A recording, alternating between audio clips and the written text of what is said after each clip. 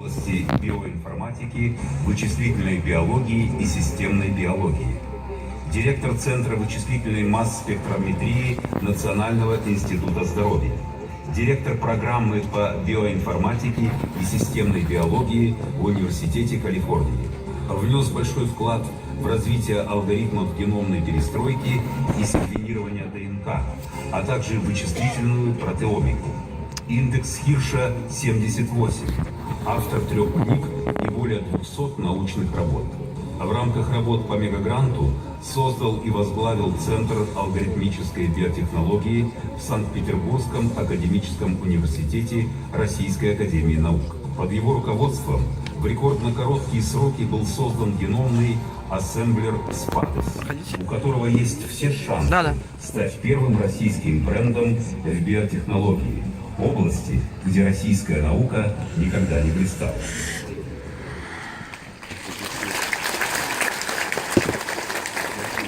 Большое спасибо за приглашение. Мне очень приятно выступить здесь и поделиться своим мегагрантовским опытом. Предыдущие докладчики уже рассказали, как мегагранты меняют российскую науку, а я попробую рассказать, как мегагранты меняют меня. Стас Смирнов закончил свой доклад ящерицей, а я начну свой доклад лягушками. Если посмотреть на эту пазл, в ней всего 16 кусочков. Кажется, ее нужно покупать вашим маленьким детям. Не нужно. Это очень сложный пазл, потому что в ней каждая лягушка повторяет 4 раза. Она может вас задержать на целый день, если вы хотите ее собрать. А это еще одна пазл с призовым фондом $2 миллиона. За последние всего 256 кусочков. За последние 10 лет его никому не удалось собрать. Так вот, тема моего мегагранта – это собирание пазлс. Мы собираем пазлс с миллионами кусочков. И вы, наверное, думаете, что Певзнер протранжировал мегагрантовские деньги, потому что кому нужно собирать пазл? Позвольте мне попробовать перед вами оправдаться. Я, наверное, перейду на английский, потому что для того, чтобы наши коллеги могли тоже слушать это. Когда я приехал, when I came to start my mega-grant in 2011, there was a big disaster in Europe, German E. coli outbreak. And it was dominating the news. Nobody knew what's happening. Cucumbers to blame or carrots to blame, there was no clue. The only way to figure out what's going on was to sequence the pathogenic bacteria that cause the outbreak. And when biologists sequence bacteria, they use the following thing. They take 1 million of identical molecules of DNA, break it into pieces. Pieces are very short, consisting maybe just from 200 nucleotides. And then the result is overlapping puzzle consisting from millions of pieces. And the goal is to connect this puzzle together. That's what I was doing. And so our goal is, instead of puzzles with 200, 300 pieces, we deal with puzzles with 1 million pieces and even billion pieces. And it looks like a difficult problem. Now, when I came to start my mega-grant, I thought, how would I start? And by the way, of course, today, this puzzle assembly, genomic puzzle assembly, is the first step in the personalized genomics that is currently changes the face of modern medicine. We believe that every newborn child in modern world will be sequenced, the genome will be sequenced in 10 years from now, maybe even faster. Anyway, let me give you a 3-step recipe for success in the mega-grant program. Step 1, clone a successful Western research center in Russia. Step 2, replicate a leading Western educational program in Russia. And step 3, rely on unlimited supply of talent in Russia. When I came to Russia, I quickly realized that there is huge talent. But in my area, that relates to computer science, the talent prefers to work in industry because of limited pay in academia. Very difficult to get talent. And second, I don't think it's a good idea to follow this step, because if you try to clone something and replicate something, you end up in a second-rate institution. I tried to do something different. So my plan was focus on area where Russia has a lead, implement uniquely Russian educational initiative, and rely on young, talented, quantitative scientists who worked with Stas Smirnov. This is traditional strength of Russian science. That's how I started. The only problem was that I had a very unusual mega grant. Usually people who come here for to work on mega grant have strong partner in Russia. I didn't have a single partner. There was no expert in my area in St. Petersburg or in Russia, in whole Russia. And the only thing I decided to do is to give talks anywhere in St. Petersburg where I can speak and try to find talented young people. Here are my heroes. When they started, they knew nothing about puzzle assembly or bioinformatics or biology for this matter. They are mathematicians and computer scientists. And I gave them seemingly impossible problem. Building these genomic assemblers is a very tough problem with enormous competition from Oxford, MIT, Hong Kong University. I asked them to build an assembler and to build it quickly within 1 year.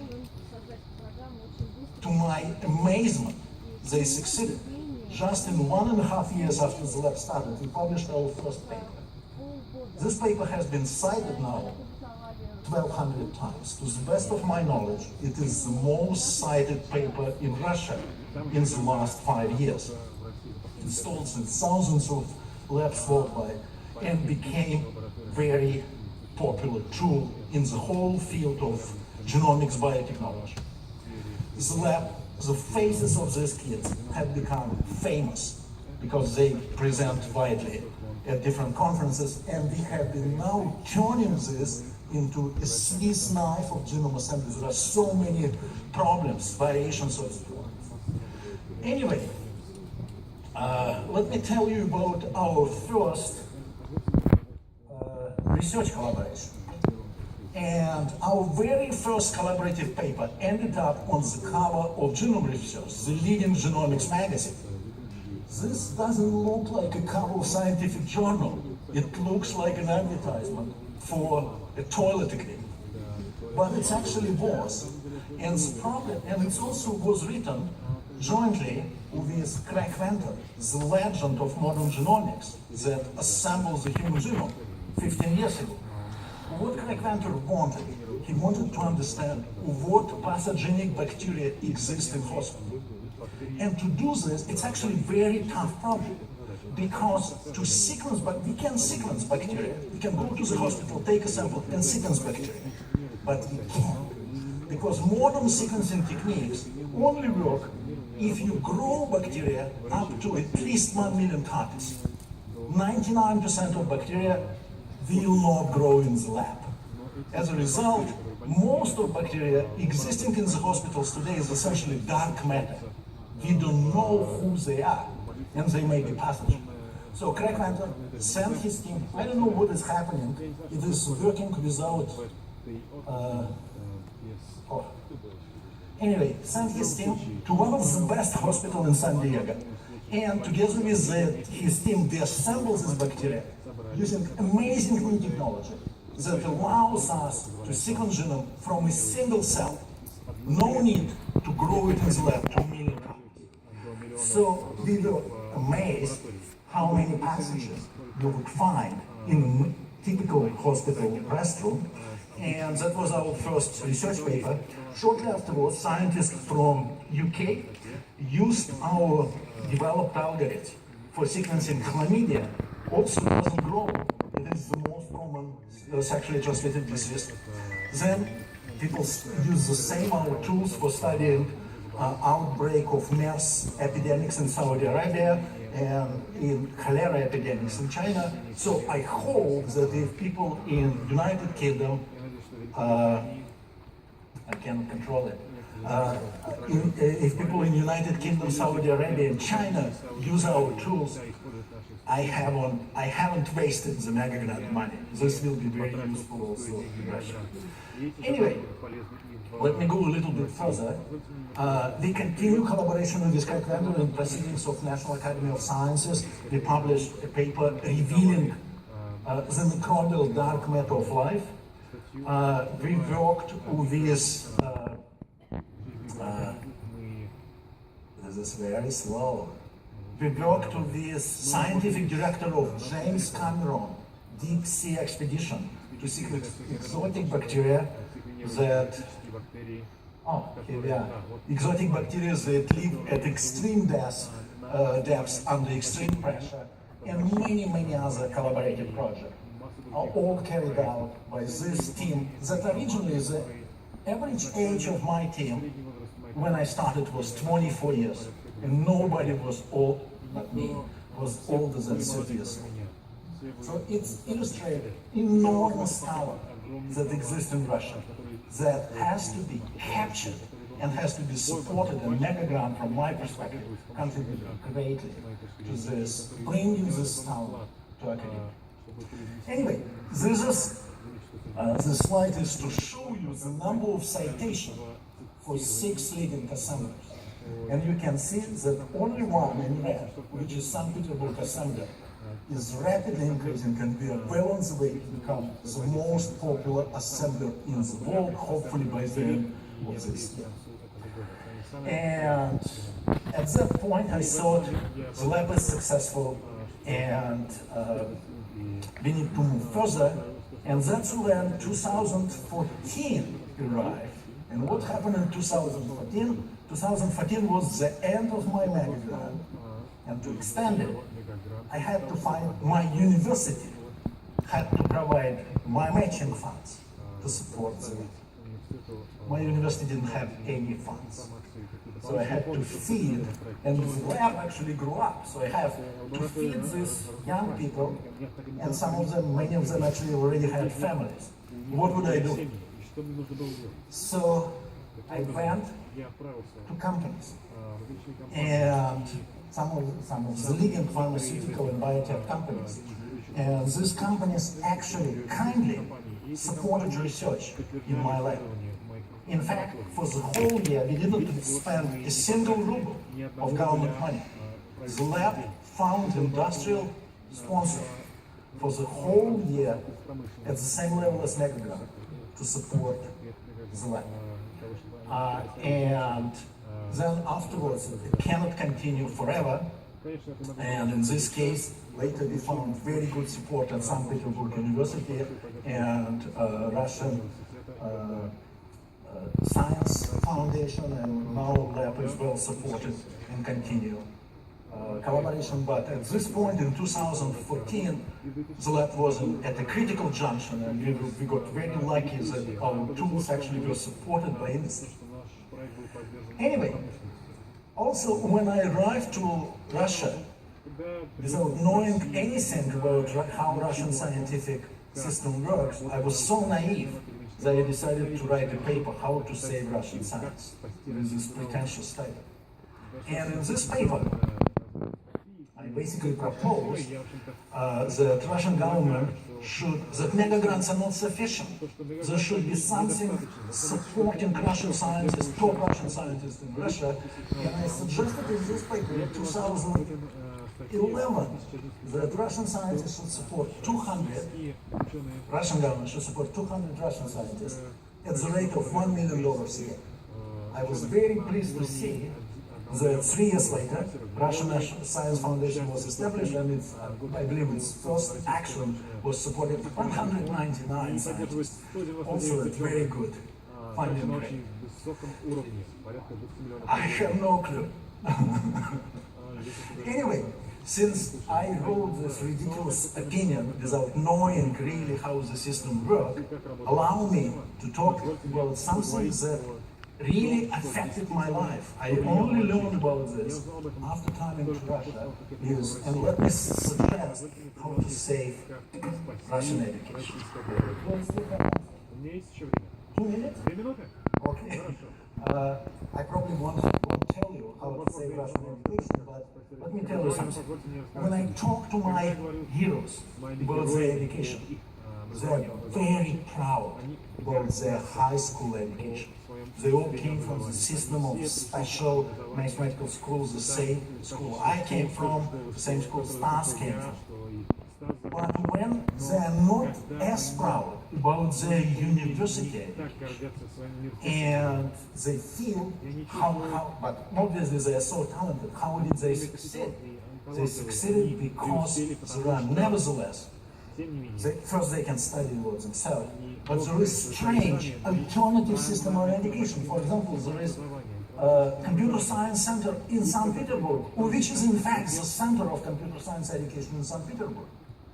Alumni of my lab, colleagues, formed St. Petersburg Bioinformatica Institute that completely changed bioinformatics education in St. Petersburg. Why these strange organizations mature? Can we imagine that across the street from Stanford Computer Science Department, somebody even without PhD starts a computer science center? Because there is a need in vastly developing area to very quickly change curriculum and move very quickly ahead. And universities sometimes do not catch up with this need, and that's why these young people actually build this and educate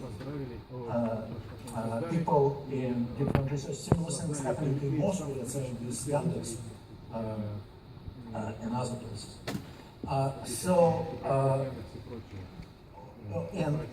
Based on this, we decided to start educational program that would contribute, help people, doesn't matter where they live.